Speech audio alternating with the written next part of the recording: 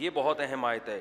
اللہ نے فرمایا کہ دیکھو ہم نے موسیٰ کو کتاب دی جس میں ہدایت بھی تھی رحمت بھی تھی.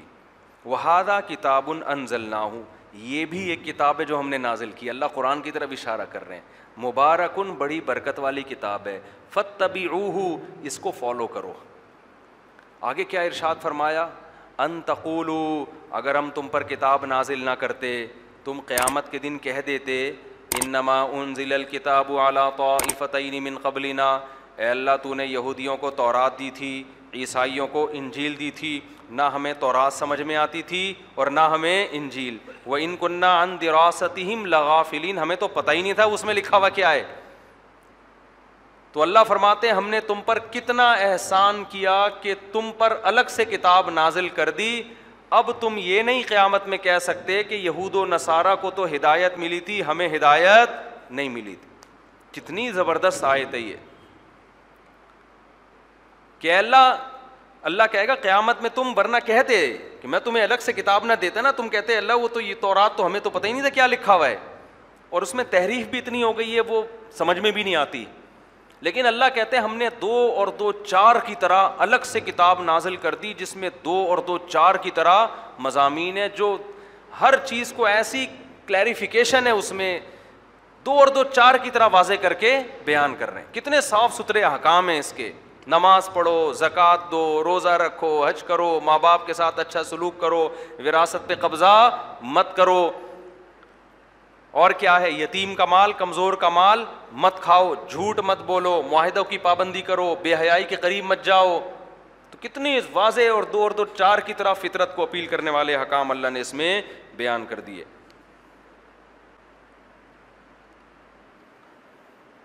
اور ایک اہم حکم اس میں اللہ نے آخر میں سورہ انعام کے یہ دیا کہ آپ اے نبی آپ نے دلائل کے انبار لگا دیے, ان کو بتا دیا کہ یہ توحید کا راستہ, یہ شرک کا راستہ, یہ اسلام کا راستہ, یہ کھانا ہے, یہ نہیں کھانا ہے, ان چیزوں سے بچنا ہے, ان چیزوں کو اختیار کر سکتے ہو. اس کے بعد بھی یہ لوگ نہیں مانتے تو آپ ان کو بتا دیں اننی ہدانی ربی الی صراط مستقیم, دیکھو میرے رب نے مجھے سیدھا راستہ دکھا دی. یہ ہمارے لیے بھی ہے.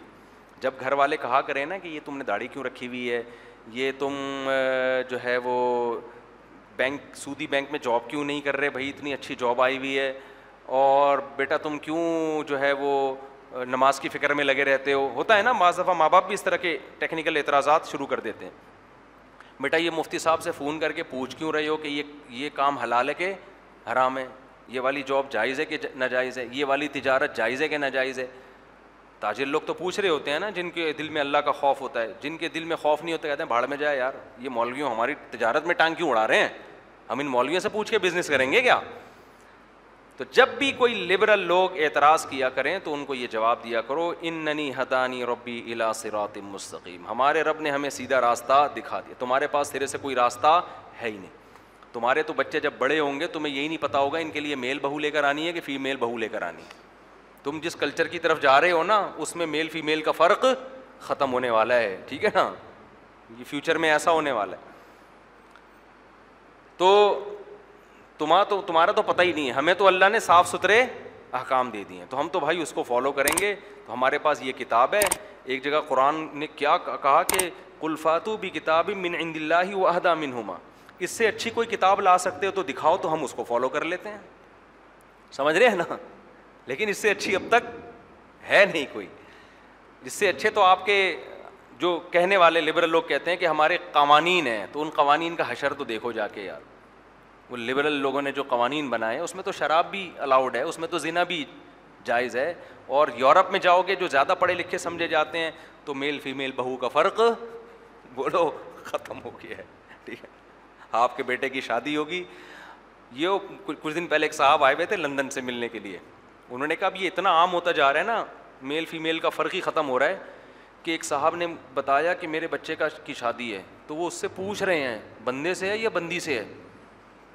ابھی بہت زیادہ کامن نہیں ہوا لیکن یہ آہستہ آہستہ شروع ہو گیا ہے. کہہ رہے میں نے بتایا وہ لڑکی سے ہے, اتنا خوش ہوئے, واہ یار شکر ہے یار انسان کا بچہ ہے.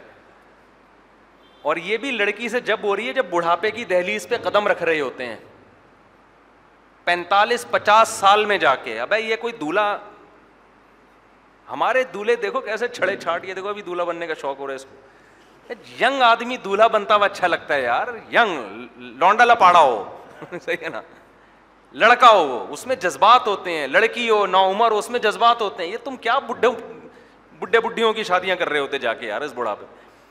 چلو پہلی کسی بیچاری کی بیوی مر گئی ہو پھر ایک الگ بات ہے, لیکن شادی کی ابتدا ہی یہاں سے ہو رہی ہے, یعنی اس عمر میں پہلی شادی ہو رہی ہے. تم کیا شادی کو انجوائے کرو گے, تم نے تو اپنی دنیا بھی خراب کر دی اور آخرت بھی. تو اس لیے قرآن کہتا ہے ان سے کہو کہ اس سے اچھی کتاب لا کے دکھاؤ تو ہم اس کو فالو کر لیتے ہیں.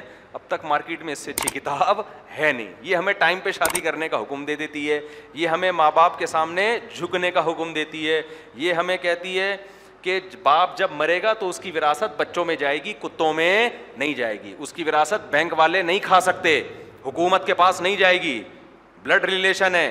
ان کو ہمارے اس پر تو اعتراض ہوتا ہے کہ بیٹی کو آدھی وراثت دیتے ہیں اور خود بیٹی کا وراثت میں 5 روپے بھی حصہ نہیں ہے, ٹھیک ہے نا. آپ تو یورپ سے آئے ہیں نا, کیا ہے وہاں عدالتوں میں کہ باپ مرے گا تو بیٹی کو وراثت ملے گی؟ کچھ بھی نہیں ملے گی. ہاں لکھ کے جائے گا تو ملے گی ورنہ نہیں ملے گی. ہمارے ہاں لکھ کے جائے نا کہ نہیں ملے گی پھر بھی ملے گی. اللہ کہتے ہیں تمہاری بیٹی ہے تو اسی کے لیے چھوڑ کر جاؤ تم. تو اس لیے جب بھی کوئی اوٹ پٹانگ اعتراض کیا کرے نا تو بولا کرو بھائی ہمارے رب نے ہمیں سیدھا راستہ دکھا دیا, اس سے بہتر کوئی قانون لے کر آؤ تو فالو کریں گے. اور کیا فرمایا اس میں زبردست آیت, بس آخری آیت, قل ان صلاتی ونسکی ومحیای ومماتی للہ رب العالمین. جو مذہب کو فالو کرنے والے لوگ ہیں ان کا ویژن بالکل کلیئر ہے. اے نبی آپ اعلان کر کے بتا دیں, نبی تو دنیا سے چلے گئے, اب یہ ہمیں سکھایا جا رہا ہے کہ ہم بھی اعلان کر دیں کہ بھائی تمہارا لائف اسٹائل اور تمہاری زندگی کا مقصد تو تمہیں خود آج تک پتہ نہیں چلا. جو لوگ مذہب کو فالو نہیں کرتے ان سے پوچھو یار تم کیوں دنیا میں آئے ہو, اس کو یہ نہیں پتا ہوگا میں کیوں. بعض کسی سے سیٹنگ چل رہی ہوگی تو کہے گا میں اس کے لیے پیدا ہوا. Both are made for each other, یہ لکھا ہوتا ہے نا دل بنا کے, ہم دونوں کس کے لیے ہیں. ایک صاحب مجھے کہنے لگے, میں نے کہا تم کیوں پیدا ہوئے؟ کہہ رہا میں اپنی محبوبہ کے لیے, اپنی بیوی کے لیے پیدا ہوا.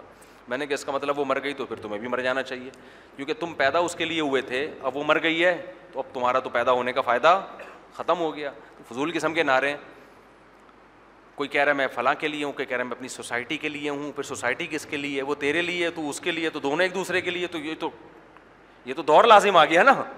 یہ ایسا ہی ہو گیا, تو کہاں رہتا ہے؟ میں اس کے گھر کے سامنے. وہ کہاں رہتا ہے؟ وہ میرے گھر کے سامنے. ابے دونوں کہاں رہتے ہو؟ آمنے سامنے.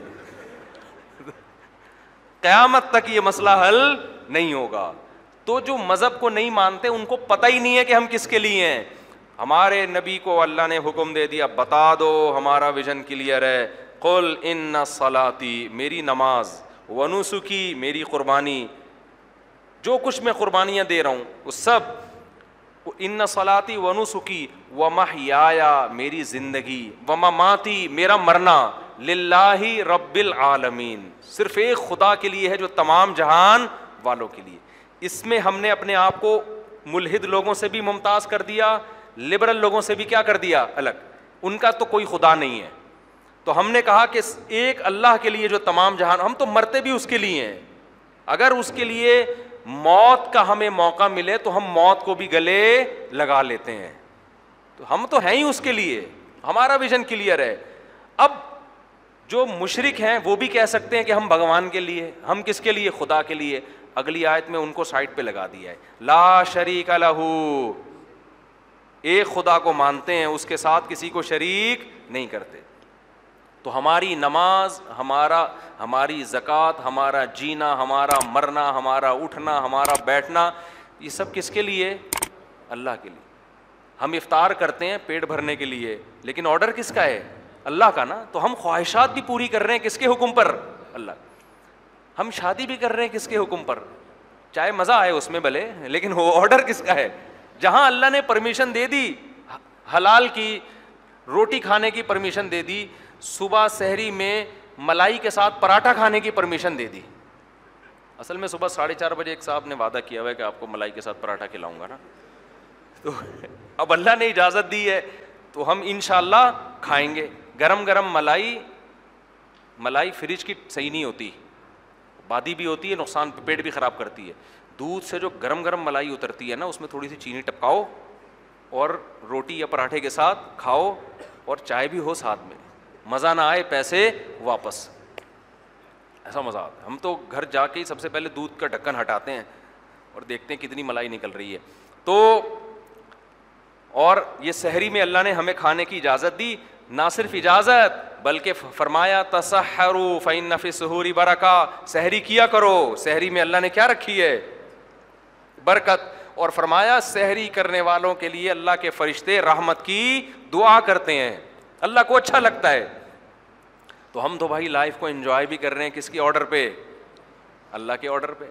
تم تو سالے نہ تمہاری کیا بولوں تمہیں تو یہی نہیں پتا تو پیدا کس کے لیے ہوا ہے, نہ تم لائف کو انجوائے کرتے ہو, کرتے بھی ہو تو شرابیں پی پی کے انجوائے, کتے اور خنزیر تم کھا رہے ہو, جس کی ڈکار کسی چائنیز کے سامنے کھڑے ہو کر ڈکار آ جائے نا 6 آدمی بے ہوش ہو جائیں گے, کیا کچھ کھا رہے ہوتے ہیں. میرے والد صاحب نے تو پوری دنیا کا سفر کیا تھا, کہہ رہے میں چائنا کے ایک ہوٹل کے قریب سے گزرا, اتنی سڑی ہوئی بدبو, میں بھی منمار گیا ہوں نا, وہاں وہ پتہ نہیں کیا کیا کھا رہے ہوتے ہیں, اٹھ پٹا, اتنی بدبو آ رہی ہوتی ہے یار. ہمارے کسی ہوٹل کے قریب سے گزر کے تو دیکھو, بعض دفعہ نہیں بھی دل چاہ رہا ہوتا کھانے کا, آدمی گھس جاتا ہے ہوٹل میں. ہم جب شارع فیصل پہ, ہمارے پھپھو رہا کرتی تھی, اللہ ان کی مغفرت فرمائے, ہمارے کزن تھے, تو ہم شارع فیصل پہ جاتے, وہاں چبلی کباب کے بڑے ہوٹل تھے.